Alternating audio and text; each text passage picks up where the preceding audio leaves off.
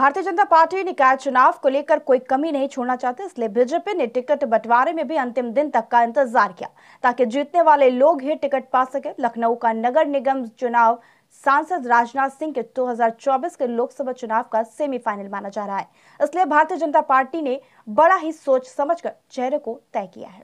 विपक्षी दलों की सरकार थी, सपा बसपा की सरकार थी, जिसमें गुंडे मवाली पूरे प्रदेश में आतंकवाद फैलाए हुए थे। चुनाव जीतने के बाद मैंने कभी नहीं ये सोचा कि इन्होंने वोट हमें दिया, इन्होंने नहीं दिया। मुद्दे विहीन पार्टी समाजवादी, मुद्दे विहीन बसपा कांग्रेस, इनके पास मुद्दे। अरे शर्म नहीं आती है कि कौन भ्रष्टाचार कर रहा है, कौन भ्रष्टाचार के किसके मंत्री जेल में हैं। जिस तरह राम को लक्ष्मण जी हमेशा अपने दिल में बसाए रहते थे राम को, उसी तरह मैं गोपाल भैया को अपने दिल में हमेशा बसाए रहता हूँ। वो मेरे राम हैं, मैं उनका लक्ष्मण हूँ। लखनऊ पूर्वी विधानसभा के बाबू जगजीवन वार्ड से 3 बार से पार्षद रहे भृगुनाथ शुक्ला को भारतीय जनता पार्टी ने चौथी बार भी टिकट दिया। वहीं सूचना इंडिया के राज्य संवाददाता मनीष मिश्रा ने पार्षद भृगुनाथ शुक्ला से खास बातचीत की। हमारे राज्य संवाददाता मनीष मिश्रा से पार्षद रघुनाथ शुक्ला ने बातचीत के दौरान बताया वो राजनीति में किन परिस्थितियों में आए। भारतीय जनता पार्टी ने नामांकन से एक दिन पहले अपने पार्षदों की लिस्ट जारी करी। बहुत घमासान था और आज इसी विषय पर हमारे साथ बातचीत करने के लिए बाबू जगजीवन राम वार्ड से चौथी बार पार्षद बनने की तैयारी में हैं भृगुनाथ शुक्ला जी। तो उनसे बातचीत करते हैं। तो शुक्ला जी, ये बताइए कि चौथी बार आप पार्षद बनने की तैयारी में हैं, क्या कहना चाहेंगे नेतृत्व को, क्या कहना चाहेंगे प्रदेश के संगठन को?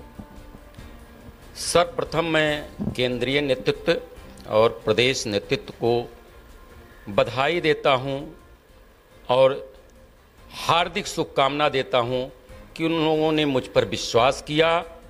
हम पार्टी के विश्वास पे खरे उतरने की कोशिश किया हूं और करूंगा।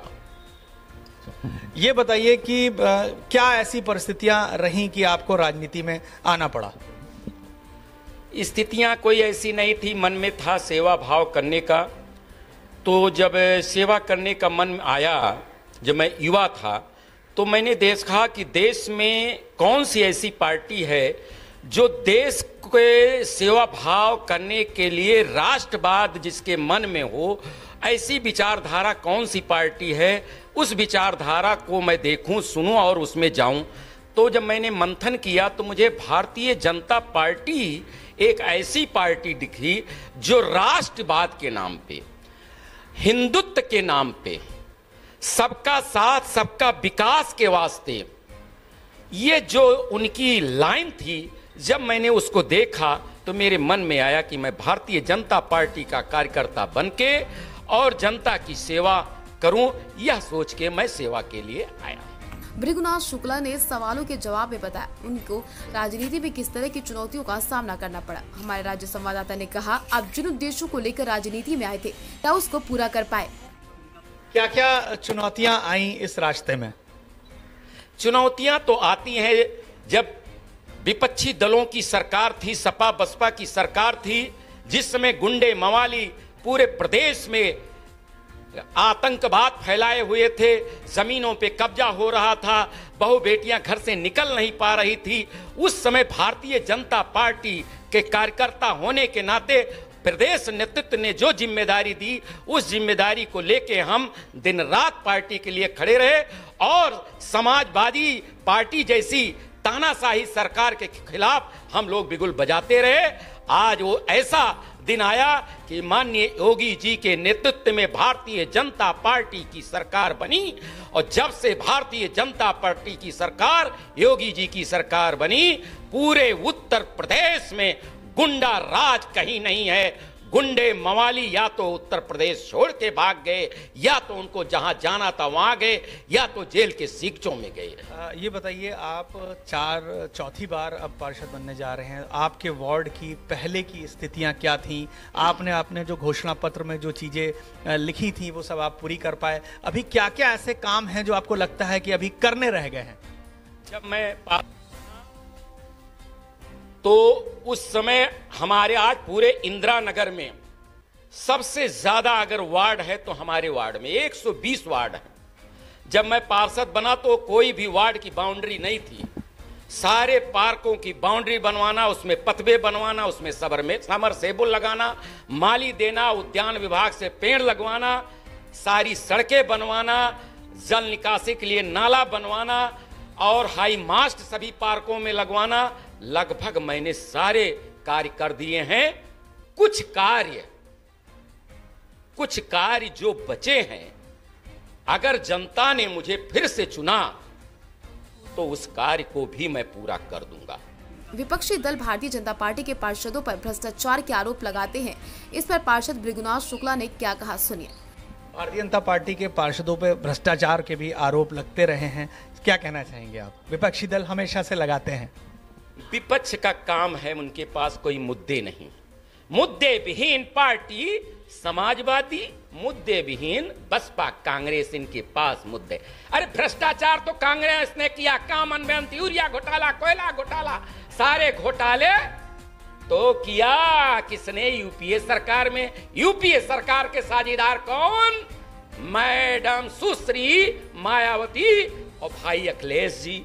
अरे शर्म नहीं आती है कि कौन भ्रष्टाचार कर रहा है? कौन भ्रष्टाचार के किसके मंत्री जेल में हैं? गायत्री प्रजापति किसके हैं? बाबू सिंह कुशवाहा किसके हैं? कहते हो शर्म आती है। कौन सा पार्षद, भारतीय जनता पार्टी का पार्षद कभी भ्रष्टाचार नहीं कर सकता है? वो शिष्टाचारिक पार्टी है। भ्रष्टाचार तो उनके यहाँ जननी है, उनके यहाँ सिखाया जाता है। बताने की जरूरत नहीं है कि सपा बसपा कांग्रेस के काल में कितना भ्रष्टाचार हुआ है, सभी जानते हैं, उसको बताने की जरूरत नहीं है। भृगुनाथ शुक्ला से पूछा गया पार्किंग और पार्कों में पार्षद कब्जा कर लेते, क्या रहा पार्षद का जवाब, देखिए रिपोर्ट।